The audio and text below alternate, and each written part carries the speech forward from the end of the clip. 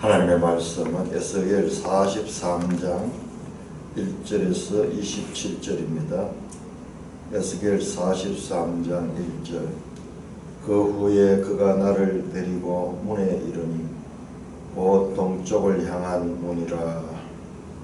이스라엘 하나님의 영광이 동쪽에서부터 오는데 하나님의 음성이 많은 물소리 같고 땅의 그 영광으로 말미암아 빛나니 그 모양이 내가 본 환상 곧 전에 성읍을 멸하러 올 때 보던 환상 같고 그발 강가에서 보던 환상과도 같기로 내가 곧 얼굴을 땅에 대고 엎드렸더니 여호와의 영광이 동문을 향하여 성전으로 들어가고 영이 나를 들어데리고 안뜰에 들어가시기로 내가 보니 여호와의 영광이 성전에 가득하더라. 성전에서 내게 하는 말을 내가 듣고 있을 때에 어떤 사람이 내 곁에 서 있더라. 그가 내게 이르시되 인자야 이는 내 보호자에 쳐서 내 발을 두시는 쳐서 내 발을 두는 쳐서 내가 이스라엘 족속 가운데 영원히 있을 곳이라. 이스라엘 족속 곧 그들과 그들의 왕들이 음행하여 그 죽은 왕들의 시체로 다시는 내 거룩한 이름을 더럽히지 아니하리라. 그들이 그 문지방을 내 문지방 곁에 두며 그 문설주를 내 문설주 곁에 두어서 그들과 나 사이에 겨우 한 담이 막히게 하였고 또 그 행하는 가증한 일로 내 거룩한 이름을 더럽혔으므로 내가 노하여 멸망시켰거니와 이제는 그들이 그 음란과 그 왕들의 시체를 내게서 멀리 제거하여 버려야 할 것이라. 그리하면 내가 그들 가운데 영원히 살리라.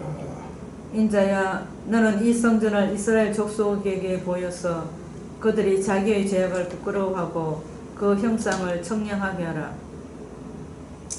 만일 그들이 자기들의 행한 모든 일들을 부끄러워하거든 너는 이 성전의 제도와 구조와 그 출입하는 곳과 그 모든 형상을 보이며 또 그 모든 규례와 그 모든 법도와 그 모든 율례를 알게 하고 그 목전에 그것을 써서 그들로 그 모든 법도와 그 모든 규례를 지켜 행하게 하라. 성전의 법은 이러하니라. 산 꼭대기 지점의 주인은 지극히 거룩하리라. 성전의 법은 이러하니라. 제단의 크기는 이러하니라. 한 자는 발꿈치에서부터 손가락에 이르고 한 손바닥 넓이가 더한 것이라. 제단 밑받침의 높이는 한 척이요 그 사방 가장자리의 너비는 한 척이며 그 가로 둘린 턱의 너비는 한 뼘이니 이는 제단 밑받침이요. 이 땅에 닿은 밑받침면에서 아래층의 높이는 2척이요 그 가장자리의 너비는 한 척이며 그 아래층면에서 2층의 높이는 4척이요 그 가장자리의 너비는 한 척이며 그 번제단 위층의 높이는 4척이며 그 번제하는 바닥에서 솟은 뿔이 4시며 그 번제하는 바닥의 길이는 12척이요 너비도 12척이니 네모 반듯하고 그 아래층의 길이는 14척이요 너비는 14척이니 네모 반듯하고 그 밑받침에 둘린 턱의 너비는 반척이며 그 가장자리의 너비는 한 척이니라. 그 청계는 동쪽을 향하게 할지니라. 그가 내게 이르시되 인자야 주 여호와께서 이같이 말씀하셨느니라. 이 제단을 만드는 날에 그 위에 번제를 드리며 피를 뿌리는 규례는 이러하니라.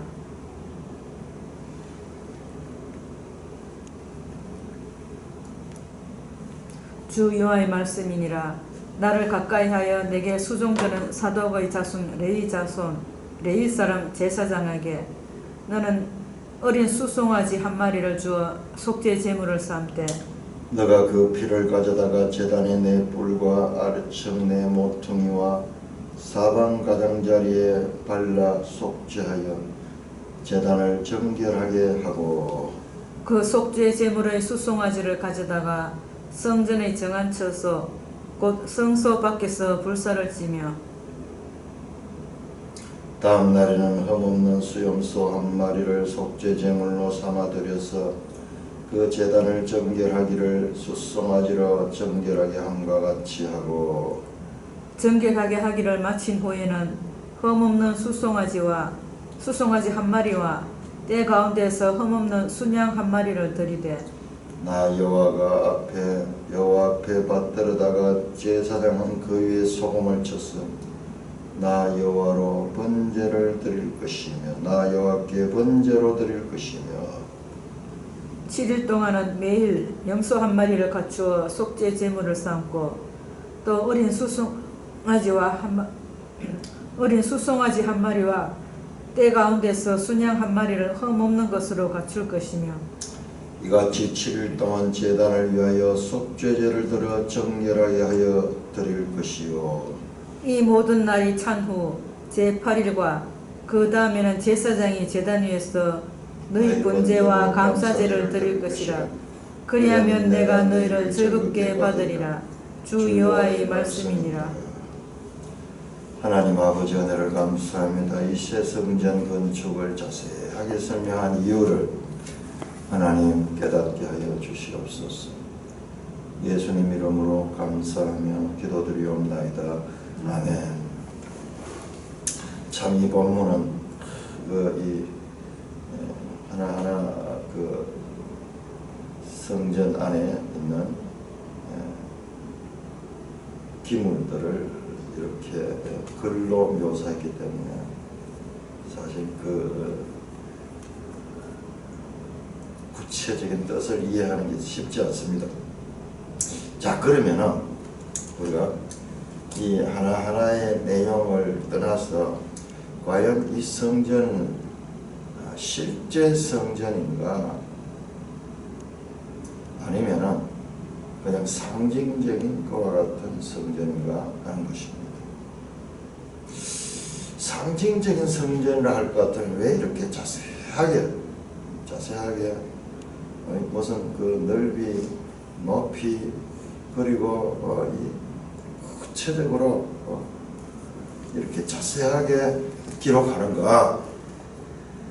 참 이것을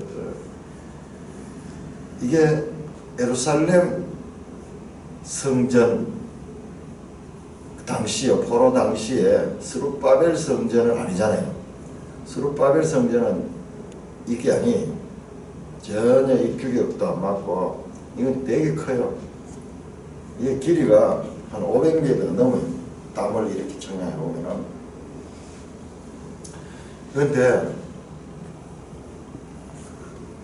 1차적으로 예루살렘 성전은 아니다. 스룹바벨 성전 제가 지금 포로기죠. 포로기에 성전이 파괴됐습니다. 지금부터 14년 전에 예루살렘 성전 파괴가 됐습니다. BC 586년 그로부터 14년 후에요. 그러니까 573년 정도 됩니다. 573년.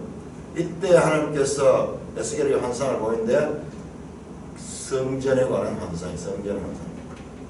그런데 이 성전 환상은 516년에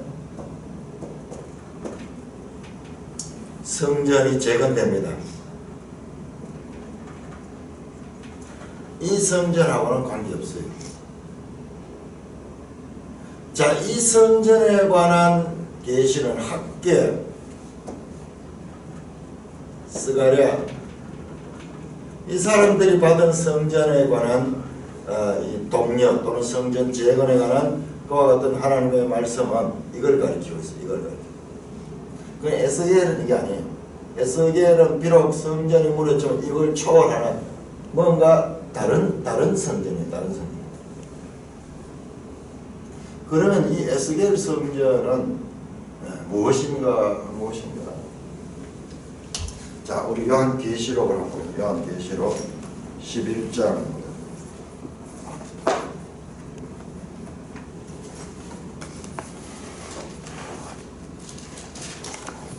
요한계시록 11장 보면은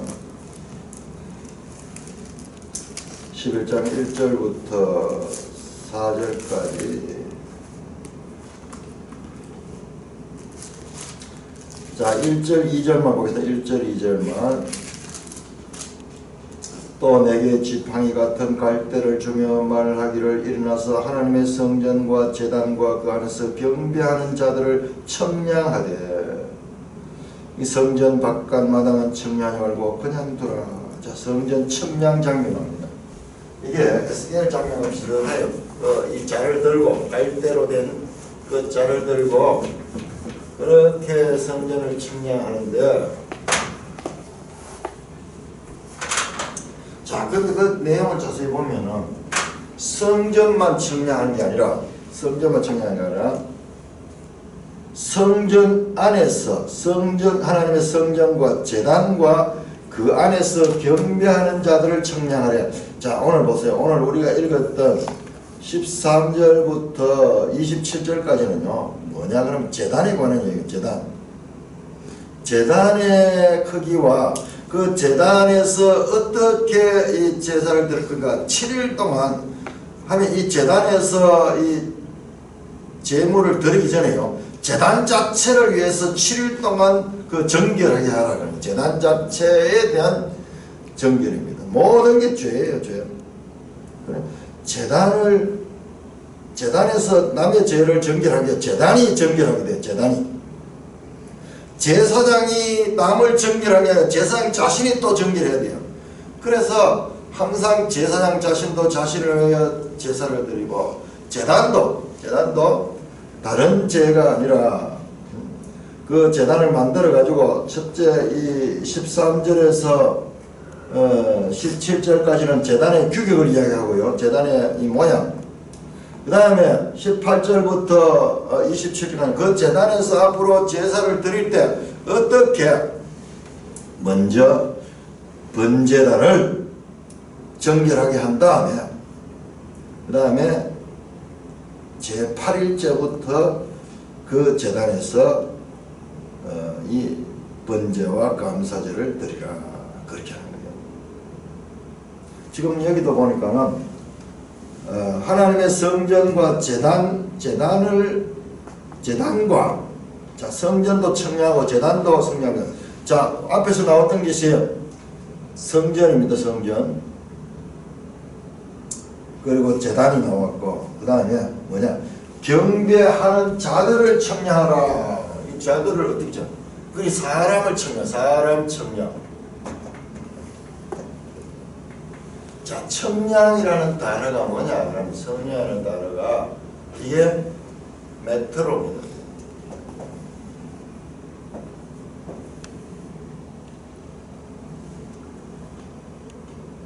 이게 뭐냐? 그러면 우리 마가복음에 나왔던 헤아림이라는 헤아림.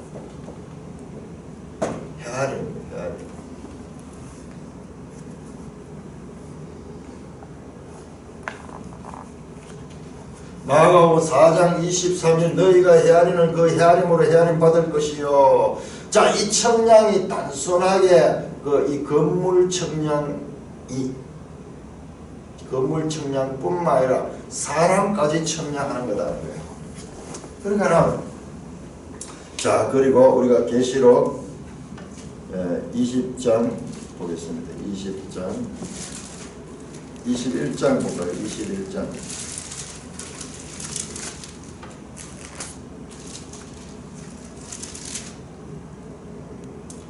계시록 21장 9절부터 22절까지 다시 성전에 대한 설명이 쭉 나옵니다. 여기도 보면은 하늘에서 내려오는 그 성전인데 지금 에스겔서와 동일한 에스겔서의 성전은 사람이 만드는 게 아니에요. 이게 이미 다 만들어진 거잖아요. 근데 스룹바벨 성전 이거는 가서 사람이 만드는 거라고 사람들을 독려해가 그걸 만들게 하잖아요. 그래서 이 에스겔 성전과 이 요한계시록 성전이 지금 평행을 이루고 있습니다. 요한계시록 성전 사람이 손으로 지은 거 아니에요. 하늘에서 내려오는 새 예루살렘 이 성입니다. 10절에 보니까 성령으로 나를 데리고 크고 높은 산 올라가. 자, 크고 높은 산, 지금 에스겔이 이 환상을 받은 장소도 크고 높은 산입니다. 40장에 보면은 40장 2절에 보면은 하나님이 이상 중에 나를 데리고 이스라엘 땅에 이르러 나를 매우 높은 산 위에 내려놓으시다. 지금 요한이 보는 장소와 이 에스겔이 보는 장소가 같습니다. 성령으로 데리고 갔고 에스겔도 마찬가지 들어줘 크고 높은 산으로 들어간대. 요한이 본 것은 하나님께서 하늘로부터 내려오는 거룩한 성 예루살렘을 보았다. 21장 10절. 그리고 그 안에 보면 11절에 하나님의 영광이 있어 그 성의 빛이 귀한 보석 같고 하나님의 영광이 있고요. 그 안에 15절은 그 성과 문들과 성곽을 청량하고 금갈대자를 가졌더라. 그 성은 네모 반듯하여 길이와 너비가 같다. 그럼 청량하는 이야기가 나옵니다. 쭉 17절에 성곽을 청량하여 144규빗이고 18절에 사람의 청량 곧 천사의 청량이라. 그러면서 이 하늘에서 내려오는 성, 거룩한 성, 새 예루살렘 성은 사람이 손으로 지은 성전이 아니야. 하늘에서 내려온 성전입니다. 그렇다면 에스겔이 지금 보고 있는 이 성전도 헤롯 성전도 아니고 스룹바벨 성전도 더욱 아니고 이 성전은 이 신약에서 요한계시록 마지막에 나오는 이 새 예루살렘 성전과 연결됩니다. 그러면 이 성전은 사람이 짓는 건축이 아니에요. 건축성. 그것을 알 수 있는 것이 이 자세한 척수는 나오지만 여기 재료가 뭐를 했다는 재료 이야기가 안 나와요. 재료 이야기가. 자, 우리 성막 지을 때 한번 생각해보세요. 출애굽기 25장 48장까지 그 성막을 지을 적에 40장까지요. 성막을 지을 때 전부 이 재료가 나오잖아요. 무슨 재료 나무로 하고 조각나무로 하고 어떤 데는 또 노수로 하고 금을 입히고 뭐 이런 이야기가 나오는데 이 재료 이야기가 일절 없어요. 단지 재료가 하나 나오는데 자 40장 3절 보면 나를 데리시고 거기에 이르시니 모양이 놋같이 빛난 사람 하나가 손에 삼줄과 청량하는 장대를 가지고 문 앞에 서 있더라. 놋같이 빛나는 사람 한 사람이 등장하는데 이 사람만이 이 재료가 나오고요. 나머지는 지금 재료 이야기가 척수 이야기와 이 크기 뭐 이런 것은 자세히 설명하면서도 재료에 대해서는 전혀 말이 없습니다. 자, 이 계시록 에스겔 40장 43장까지 일단 성전 청량. 근데 누가 청량하느냐? 이 놋같이 빛나는 한 사람이 청량해요. 놋같이 빛난 사람 하나가 손에 삼줄과 청량하는 장대를 가지고 오면 지금 이 청량은 누가 하냐 하면은 이 놋같이 빛나는 사람이에요.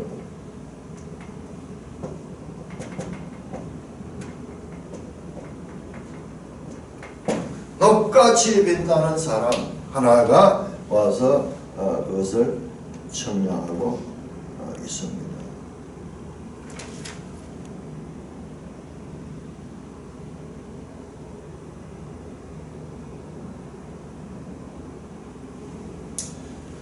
자, 이 놋같이 빛나는 사람이 누구인가?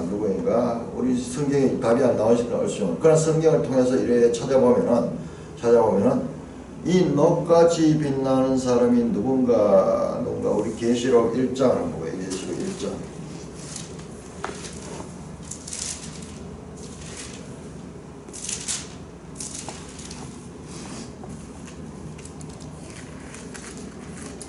(1장) 12절 몸을 돌이켜 나에게 말하는 음성을 알아보리고 돌이킬 때 7 금촛대가 보였는데 그 촛대 사이에 인자 같은 이가 발에 끌리는 옷을 입고 가슴에 금띠를 띠고 그 머리와 털이 희기가 흰 양털과 고동 같으며 그의 눈은 불꽃 같고 그의 발은 풀무불에 단련한 빛난 주석 같고 이 빛난 주석이 이게 놋이 놋. 그의 음성은 많은 물소리 같으며 많은 물소리 같다죠. 자, 오늘 읽었던 43장 2절에 보면 하나님의 영광이 동쪽에서 오는데 하나님의 음성이 많은 물소리 같대요. 음성이 많은 물소리 같대요. 영광이 동쪽에서 떠나던 그 동쪽에서 들어오는데 많은 물소리 같은 그와 같은 음성이에요. 뭐 이게 예수님하고 똑같니? 빛나는 그 이 놋같이 빛나고 그 다음에 그 음성은 많은 물소리 같아요. 근데 이분은 여기서 처음 보는 분이 아니고 에스겔이 전에 그 이 보았던 그 환상에 그때 나타났던 그분. 자, 우리가 1장 뭐가요? 에스겔 1장.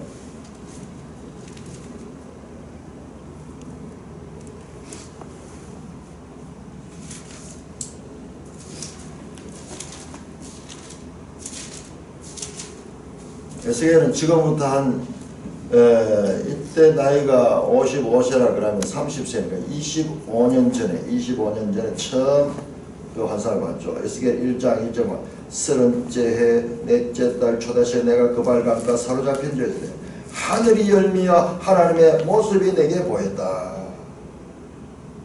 이때 하늘이 열렸어요. 근데 우리 마가복음에 예수님이 이 세례를 받을 때 하늘이 열렸잖아요. 예수님이 돌아가실 적에 성소 휘장이 열렸잖아요. 위에서부터 아래로 찢어졌다. 거기 같은 스키마 하는 단어예요. 스키마. 그 하늘을 열고 계시하신 그분. 그 하나님이 에스겔에게 3절에 보면 나 제사장 에스겔에게 특별히 임하고 여호와의 권능이 내 위에 있더라. 여호와의 권능이 위에서 에스겔로 그렇게 비치는 그 같은 모습을 보여줍니다. 9장 볼까요? 9장 에스겔 9장. 멸하러 올 때 모양 같다 그러는데 멸하러 올 때 온 게 어디냐 하면 9장에 나타날 때는 9장 에스겔 9장 또 그가 큰 소리로 내게 외쳐 이르시되 이 성읍을 관하는 자들이 각기 죽이는 무기를 손에 들고 나오게 하라 하시더라. 내가 보니 6살인 북향읍이 문길로 오는데 각 사람이 손에 죽이는 무기를 잡았고 그 중 한 사람은 가는 벼옷을 입고 허리에 서기관의 먹거를 찼더라. 그들이 들어와서 놋제단 곁에 서더라. 그룹에 머물러 있던 이스라엘 하나님의 영광이 문지방에 이르니 이 하나님의 영광이 이 문지방에 임하고 5절에 보니까 그들에 대하여 내 귀에 이르시되 너희는 그를 따라 성읍 중에 다니며 불쌍히 여기지 말고 궁예를 여기지 말고 쳐서 그러면서 이 성소에서 심판하는 그 환상을 나타났는데 10절에 보니까 내가 보니 그룹 머리 위에 궁창에 남보석 같은 것이 나타났는데 그들의 위에는 보좌의 형상 같은 자. 4절에 보니까 10장 4절 여호와의 영광이 그룹에서 올라 성전 문지방에 이르고 그 여호와의 영광 오늘 이 말씀도 보세요. 1절에 보니까는 2절에 이스라엘 하나님의 영광이 동쪽에서부터 오잖아요. 지금 이게 동쪽에서부터 떠나가는 장면, 여호와의 영광이 떠나가는 장면. 그 여호와의 영광이 다시 돌아오는 장면이에요. 자, 이 성전은 과연 무슨 성전인가? 이 성전은 사람의 손으로 짓는 성전이 아니에요. 이 성전은 요한계시록에 나오는 하늘에서 내려오는 새 예루살렘 성전과 그 성전을 미리 보여주는 에스겔로 봤을 때는 저 멀리에 일어나니 그러나 자신이 보고 기록했지만은 그러나 자신은 이것에 대한 의미를 잘 몰랐을 거예요. 몰랐어요. 그래서 하나님께서 이 선지자를 통해서 이것을 우리에게 기록을 주셨는 거예요. 그 떠났던 영광이 다시 돌아옵니다. 41절 42절은요 성전의 모양을 설명했고 43장에서는요 그 성전 다 이 완성되어 있는 그 성전에 들어와서 그 성전을 다시 보여주는 거예요. 그래서 그런데 왜 이렇게 마치 실제로 사람이 짓는 것처럼 척수를 그렇게 정확하게 그렇게 계속 설명하고 있는가? 자, 이것도 히브리적 사고예요. 히브리적 사고. 이렇게 내가 약속하신 것은 반드시 이루어질 것에 대한 그와 같은 강조가 이렇게 선명하게 보여주는 것은 이것은 반드시 이루어질 것에 대한 강조를 하고 있는 것입니다. 그분의 임재는 이 정결케 된 공동체 한가운데 영원히 머물 것입니다. 43장부터는 다시 이제 그 성전을 쭉 하면서 설명해줘요. 자, 4장 1절 그 후에 그가 나를 데리고 문에 이르니 동쪽을 향한 문이라. 이 동문에 이게 하나님이 떠났던 문이에요. 앞에서 그 떠났던 그 문입니다. 근데 그 문하고는 차원이 다르겠죠. 이건 새로운 성전을 봤는데, 자, 그때 예루살렘 성전에서 하나님의 영광이 떠나는 것을 봤는데, 이 새 성전, 어마어마한 이 새 성전에 동쪽 문, 이스라엘 하나님의 영광이 동쪽에서부터 오는데 하나님의 음성이 많은 물소리가 나고 그 땅은 영광으로 말미암아 빛나더라. 하나님의 영광이 다시 돌아오고 있습니다. 많은 물소리 같고 그 음성이 많은 물소리 같아요. 이 계시록에 나오는 그 예수님의 모습입니다. 그리고 예수님의 이 모습과 그 음성이 3절에 보면 그 모양이 내가 본 환상 곧 전에 성읍을 멸할 때 보는 환상이고 그발 강가에서 보는 환상이다. 그발 강가에 앉아있을 때 그 이 하늘이 열리고 보았던 그 환상과도 같다. 그러니까 에스겔이 곧 내가 얼굴을 땅에 대고 엎드렸다. 하나님의 거룩한 임재 앞에 살아날 수가 없어요. 그러니까 이 선지서와 다니엘도 그랬고 이 에스겔도 그렇고 사도 요한도 이 하나님의 이 영광 앞에 엎드리잖아요. 이사야도 그렇죠. 이사야도.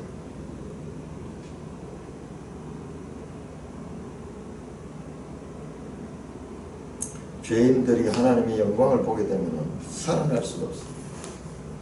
내 얼굴을 땅에 대고 1장에서도 그랬어요.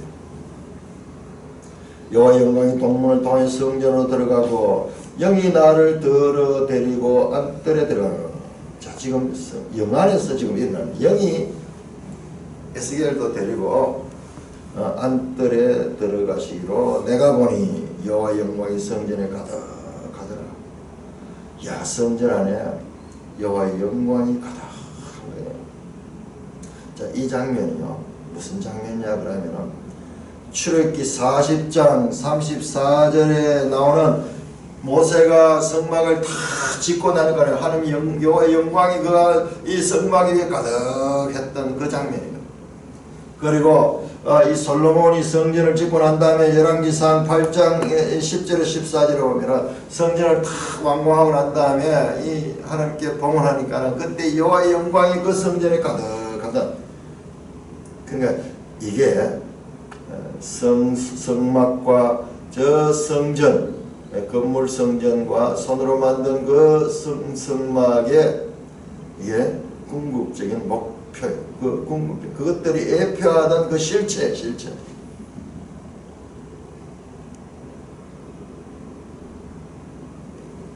그 성막은 그 자체가 사람의 손으로 만들었지만은 성막 그 자체가 하늘의 설계도잖아요.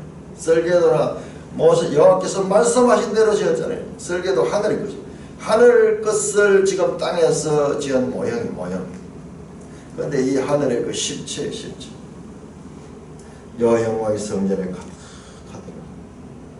성전에서 내게 하는 말을 내가 듣고 있을 때 어떤 사람이 내게 되더라. 그가 내게 이르시되 자 보세요. 인자야 이는 내 보호자의 처소고 내 발을 두는 처소. 이스라엘 족속 가운데 영원히 있을 것이라. 이게 하나님의 보호자입니다. 하나님의 보호자. 우리 계시로 나오는 그 보호자예요. 그 보호자. 내 발을 두는 처소. 이게 이 성전에 대한 하나의 관용어입니다. 역대상에서도 나오고 여러 군데서 여호와의 발을 두신다. 그래서 이 보호자는 어떻게 보면 하나님의 발등상이라 그러잖아요.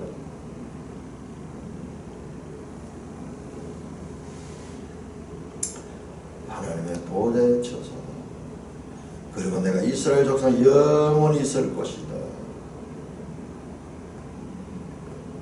그 성전을 보고 그 영광 가운데 있는 성전을 보고 그렇게 말씀합니다.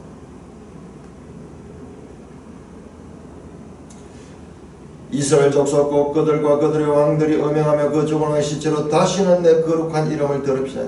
자, 과거에는 이랬지만은 이 새 성전 앞에는 하나님의 이름이 더럽힘을 받지 않습니다. 자, 내 거룩한 이름. 내 거룩한 이름. 이게요. 이게 에스겔서에서 여러 번 반복되어 나와요. 하나님의 이름이 더럽힘을 받았다. 그 이름의 명예를 다시 실추된 명예를 여러 사람들 앞에 다시 회복시켜서 그 하나님의 명예를 회복하는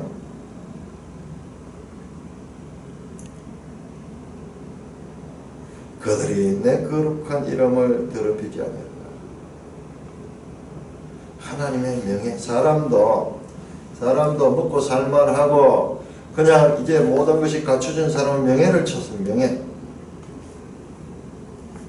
명예가 더럽혀지면 사람이 견딜 수 없는 그와 같은 우리 가운데도 그냥 눈에 보이는 물질만 위주로 사는 것 같지만 우리 속에도 하나님의 형상이 있어요. 실제로 물질과 아무 관계없도록 내 명예가 더러워졌을 적에 그것을 견디지 못하고 고통스러워하거나 또는 그 때문에 실제로 목숨까지 끊는 사람들이 있잖아요.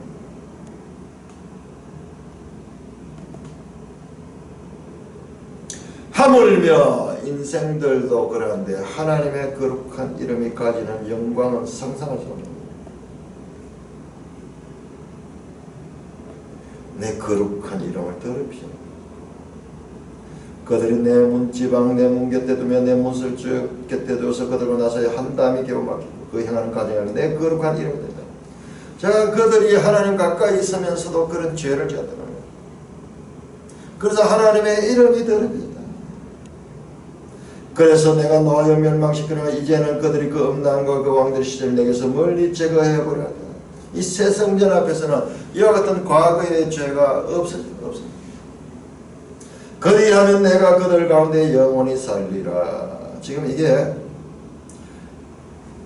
에스겔 37장에서 말씀했던 그 말씀, 37장 28절에서 예수님께서 하나님께서 말씀하셨던 그 말씀, 영원히 산다. 하나님의 성전은 하나님이 처소고 그 가운데 그들과 영원히 살고자 하는 것이 이게 하나님의 뜻입니다. 인자야 너는 이 성전을 이스라엘 족속에 보여서 그들이 자기의 죄악을 부끄러워하고 그 형상을 청량하게 하라. 자, 이 보세요. 이게 아주 중요한 내용입니다. 너는 이 성전을 이스라엘 족속에게 보여서 그들이 자기의 죄악을 부끄러워하고 그 형상을 청량하게. 자, 자신의 죄악을 스스로 부끄러워하는 것, 에스겔서에서 지금 계속 나왔죠. 성령이 그들 가운데 임하니까는 그들이 그들의 죄악을 부끄러워합니다. 그 죄악을 부끄러워하게 될 때, 자, 그 형상을 청량하게 하라. 지금 예수님의 이 빛나는 녹같이 빛나는 사람이 성전을 청량했는데, 이제 누가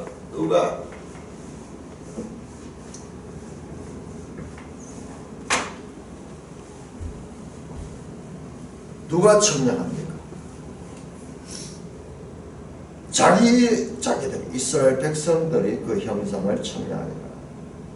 자, 그래하면은 만일 그들이 자기들이 행한 모든 일을 부끄러워하거든 너는 이 성전의 제도와 구조와 그 출입하는 곳과 그 형상을 보여서 그 모든 규례와 모든 법도와 율례를 알게 하고 그 목전에 그것을 그 법도와 모든 규례를 지켜 행하게 하라.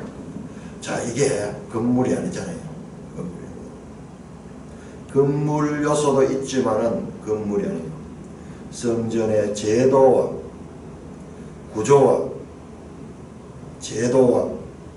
그 출입하는 것과 그 모든 형상을 보이며 그 모든 규례와 법도와 그 모든 율례를 알게 하잖아요.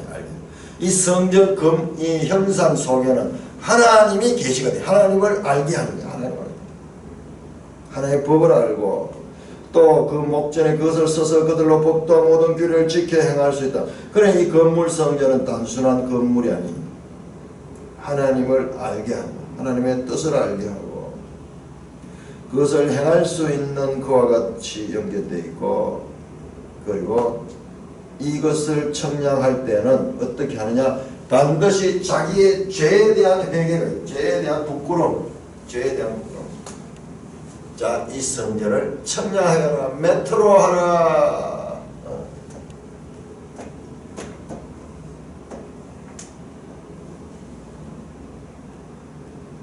헤아리라.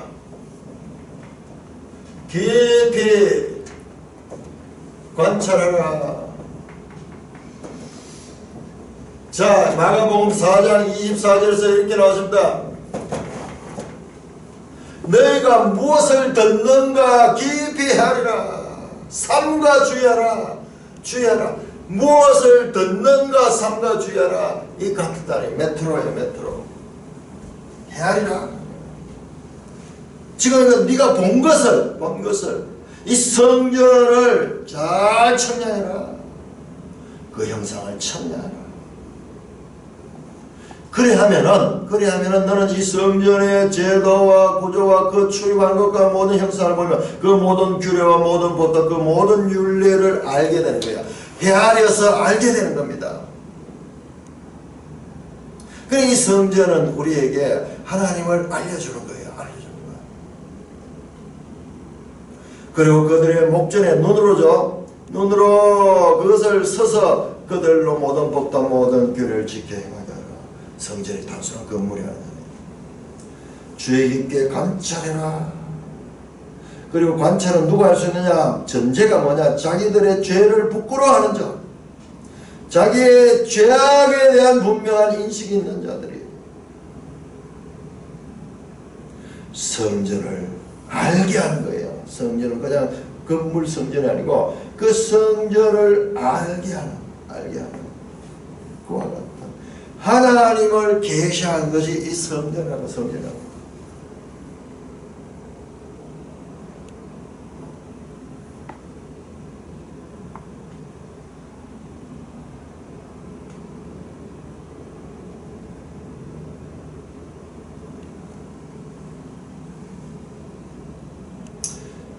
사십장 3절은 녹같이 빛나는 사람이 청량하던 그 청량대로 이스라엘 백성이 청량한 거예요.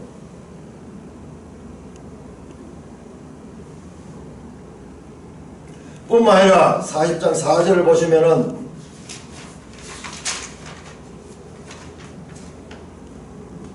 그 사람이 내게 인자여 내가 네게 보이는 그것을 눈으로 보고 귀로 들으며 마음으로 생각할지라 내가 이것을 너에게 보이려고 이로 데려왔느니 네가 본 것을 이스라엘 족속에 전하라. 자, 이것은 건물을 전하는 게 아니에요. 이 성전 속에 계시된 하나님을 전하는 거예요. 하나님을. 그리고 가르쳐야 되는 성전입니다. 알게 하고 그것을 기록해서 지켜 행할 수 있다. 그러기 위해서는 그분이 청량했지만 우리도 청량해야, 우리도 헤아려야 돼. 하나님의 뜻을 헤아려. 메트로예요, 메트로.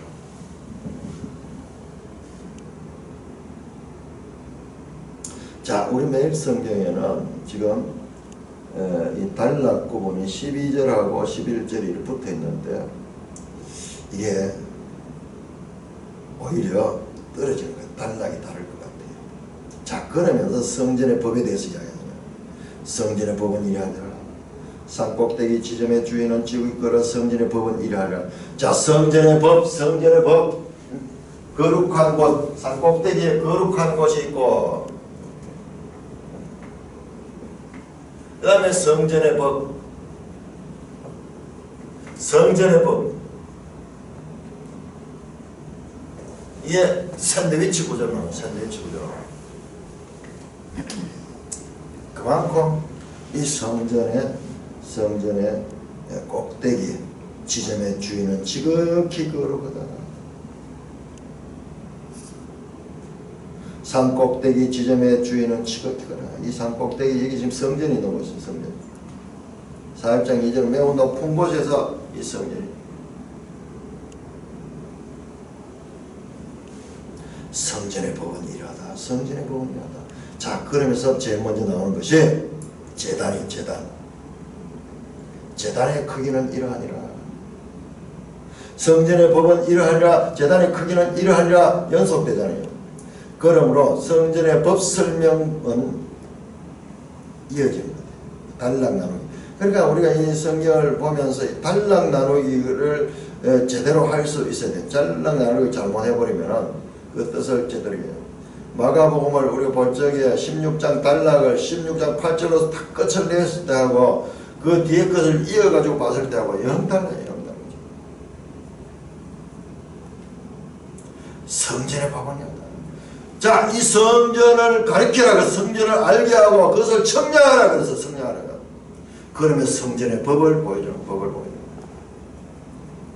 제단의 크기는 이러하니라. 그 다음에 그 제단을 봉헌하는 내용이 거기에 그렇게 나옵니다.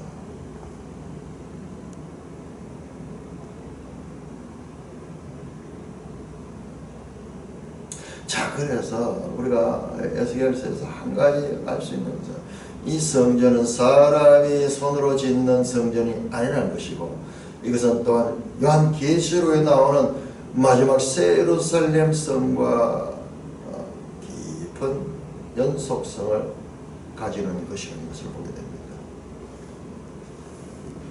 그런데 왜 이렇게 자세하게 기록했는가?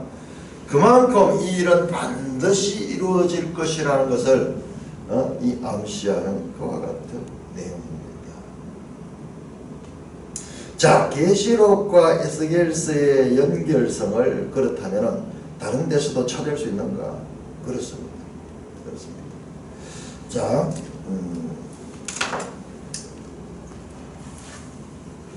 요한계시록 20장 우리 다시 한번 봅시다. 요한계시록 20장.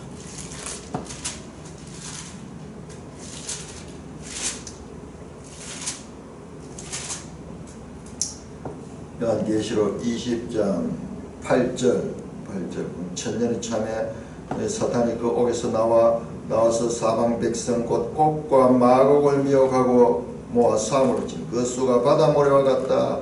자, 곡과 마곡의 전쟁이 나오잖아요. 에스겔 39장이 나왔던 내용이 나왔잖아요. 자, 그런데 자, 에스겔 39장을 우리가 다시 한번 기억해 보시면요. 자, 이게 그러니까 우리가 이 성경을 이제 제대로 알게 되면은 이 성경 전체의 이 유기적인 관계, 연결 관계를 알아야지 그 뜻이 선명해져요.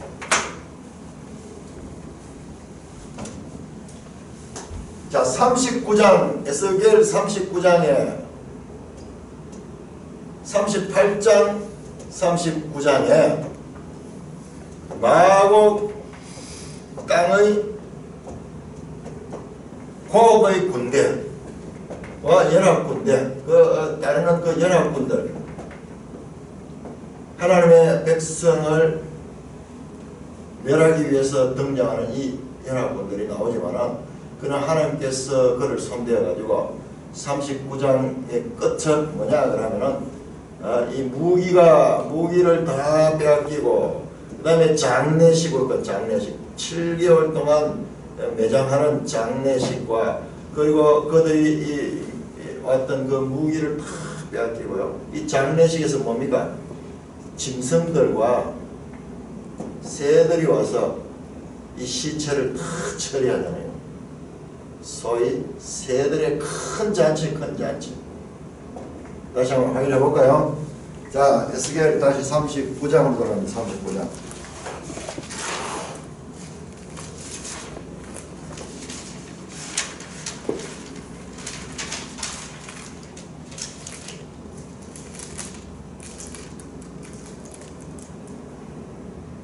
(39장) 19절 18절 17절부터 주 여호와께서 이같이 말씀하신다. 너 인자야 너는 각종 새와 들의 각종 짐승에게 이르기를 너희는 오라 내가 너희를 위한 잔치 곧 이스라엘 산 위에 예비한 큰 잔치로 너희는 사방에서 모여 살을 먹으며 피를 마실지어다.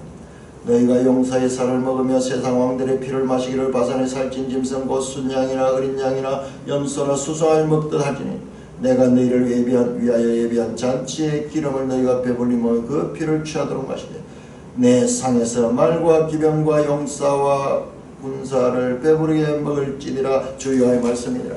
자, 38장 전반부에는 전쟁 준비입니다. 그래서 39장 전반부도 전쟁 준비예요.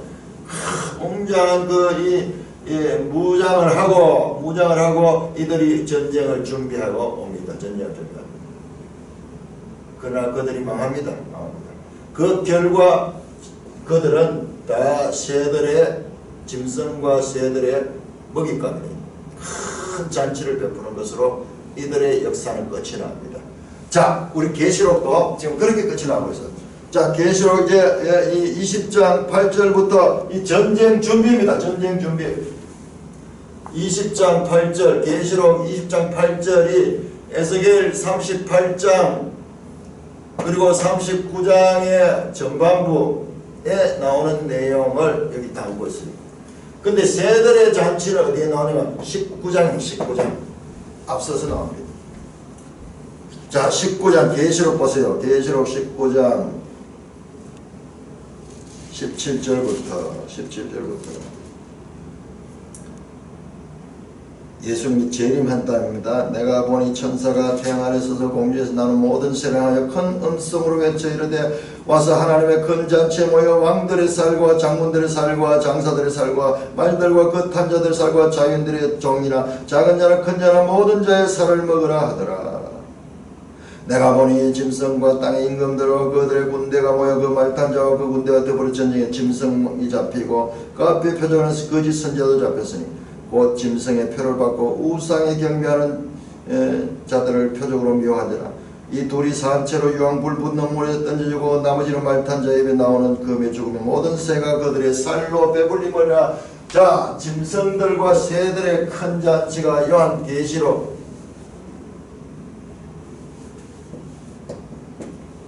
19장 17절 이하에 나옵니다.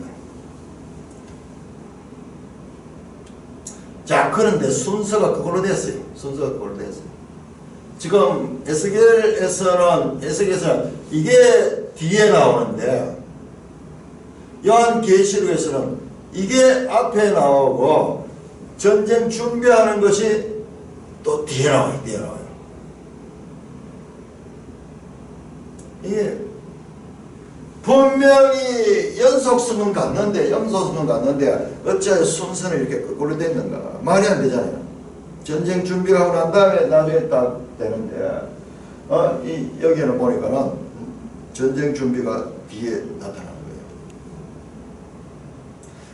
뭔가 분명한 연속성은 있음에도 불구하고 뭔가 논리적인 그와 같은 이 연결성이 부족하잖아요.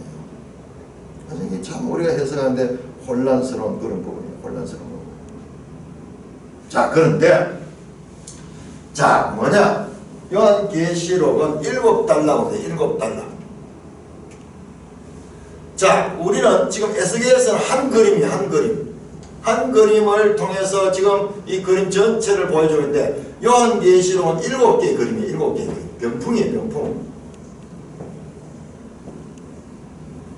7개의 병풍이 연결된 그림이에요.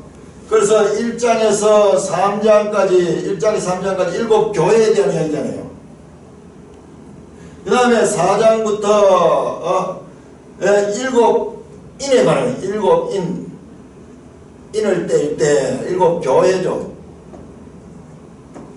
그 다음에 7나팔, 그 다음에 12장부터 14장까지는요 그거 관계없어요. 완전히 다른 장면이에요. 그 다음에 7대접이다. 7대접 심판.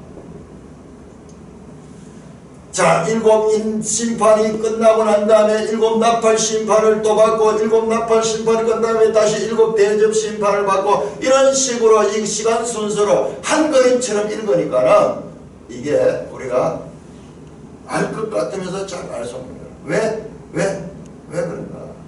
자, 지금 이 17장에서 요한계시록 17장에서 19장은요. 19장은 6번째 병풍이에요. 20장부터 22장은 마지막 7번째 병풍이에요. 20장에서 22장. 17장에서 19장이 한 병풍이고 그 자체로 끝이 납니다. 그 자체로. 그 다음에 20장, 22장도 그 자체로 끝이 납니다. 그러니까는 각 단락마다 여기에 종말이 나와요. 종말. 마지막 교회 나오잖아요. 7개 라오디아 교회 그러면서 그 나오잖아요. 그 다음에 7인도 마지막 인 심판 라오디 이게 여기 보면 하면 이 종말은 온 그 땅에 막 그 하늘에서 우박이 떨어지고 이래가지고 장군들이나 큰 자들이 나를 바위야 나를 살려라 하면서 숨고 있는 장면이 나옵니다. 7나팔도 마찬가지요. 다 여기에는 이 종말에 관한 메시지가 들었습니다. 7인을 뗐을 때 또 하늘 장면도 나오잖아. 한 장면 나오고 다 이렇게 나와요. 자, 12장에서 14장 보면 여기에 예수님께서 14장에서 그 보좌에 앉아서 포도주 그 틀을 밟는 장면을, 그래서 그 포도주에서 틀이 그 나가지고 스타디움 나오죠. 여기 심판이 있잖아요. 심판.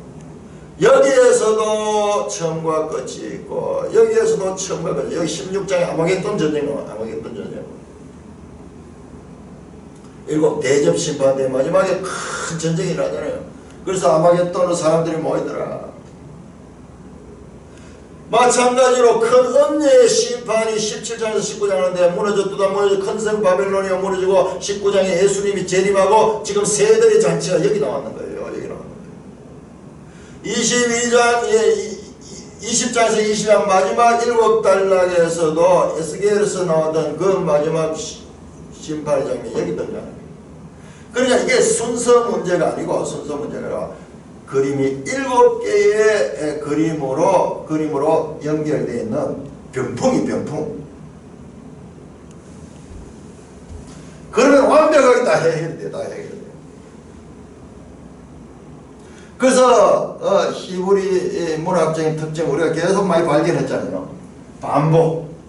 반복하면서도 그 가운데 전진합니다. 반복하면서 전진합니다. 이걸 갖다가 점진적 평행법, 병지적 평행법. 이 법을 모르니까는 우리가 이것을 그냥 하나의 순서로 읽으니까는 이게 제대로 해석이 안 되는 거예요. 점진적 평행. 그래야 이 문학적으로 같은 이야기가 반복됩니다. 다 각 단락마다 그 하나님의 심판에 관한 그리고 종말적인 그와 같은 요소들이 거기 있었어요. 7인 심판했는데 다시 7나팔 심판하고 그 다음에 7대접도 심판하고 이 관계가 아니라 같은 내용들을 한 달락해서 반복해서 보여주면서도 그래도 궁극적으로 끝에 가면요 가장 마지막에 그걸 보여줘요. 새하늘 새 땅과 거기에 대한 메시지가 가장 선명하게 나타나는, 길고 뚜렷하게 나타나는 것은 마지막 달러예요. 그래서 점진적이지만 이 평행법이 나오는데 같은 얘기가 하지만 점점 프로그레스한다. 프로그레스 패러럴리즘, 점진적 평, 반복성과 점진적인 발전. 그러니까 지금까지 계시록을 해석하면서 혼란스러웠던 문제들이 이렇게 보면 다 해결됐다. 왜 순서가 거꾸로 되어 있느냐. 여기는 에스겔서하고 거꾸로 되어 있느냐. 같은 내용은 연결이 되는데 거꾸로 되어 있는가. 그 이유도, 자, 셰들의 잔치 장면은 여기에 이 마지막 장면으로 들어가고, 이 장면 다음에 이 장면이 있는 것이 아니라 여기는 다시 이 장면대로 다시 마지막의 모습을 보여주기 때문에 그런 거예요. 자, 그래서 우리가 이 본문 내용을 하나하나 한다는 것은 그렇게 중요한 것이 아니라 이것이 가지는 궁극적인 목적이 무엇인가. 이 계시록을 향한 계시록을 향하고 있습니다. 자, 그리고 26절 보시죠. 재단을 위해서 정결하게 하는데 7일 동안 정결하게 돼요. 그리고 죄를 처리해, 죄 문제. 죄에 대해서 우리가 죄인 것과 죄 문제 처리가 하나님의 구원 역사에서 가장 중요한 일이다 하는 것을 우리가 알아야 된대요. 사람들이 우리 죄를 모르니까는 그게 실감이 안 나는 거예요.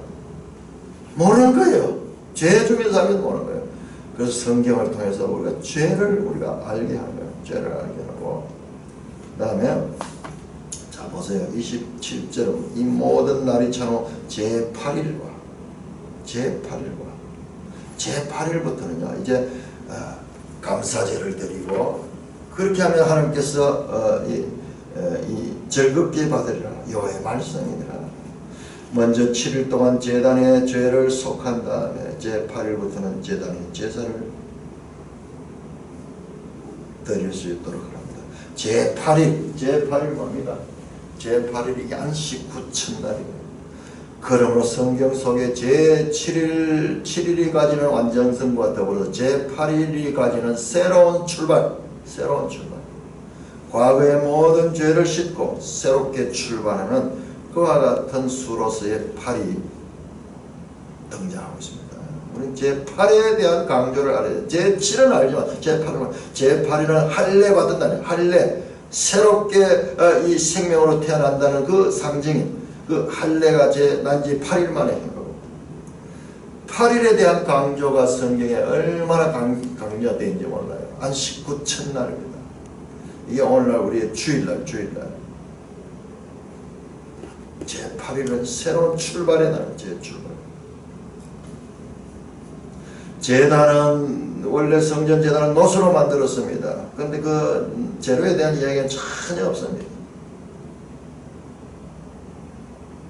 그러므로 우리가 이 에스겔 성전 기사를 읽으면서 이 성전 기사가 궁극적으로 가리키는 게 뭐냐. 너희가 그 성전 형상을 측량, 성전 속에 그 성전의 제도와 구조와 출입하는 것과 모든 형상을 쫙 자세히 측량해라. 그리고 그 모든 것을 알아라. 이게 성전은 하나님을 계시하는 것이다. 그것을 우리가 알고, 이 성전은 건물 성전이 아니다. 저 새 예루살렘 성전과 연결되는 그와 같은 성전인 것을 알고, 이 성전에서 말씀하는, 그러면 왜 이렇게 구체적으로 척수를 그렇게 했는가? 마치 새로 지을 것처럼 그렇게 했는가? 그만큼 이 성전은 반드시 이루어질 것이라 한 것에 대한 그와 같은 강조다. 그렇게 볼 적에 이 에스겔 성전도 우리에게 그 의미를 그대로 깨우쳐 주고 있습니다. 찬송가 421장입니다.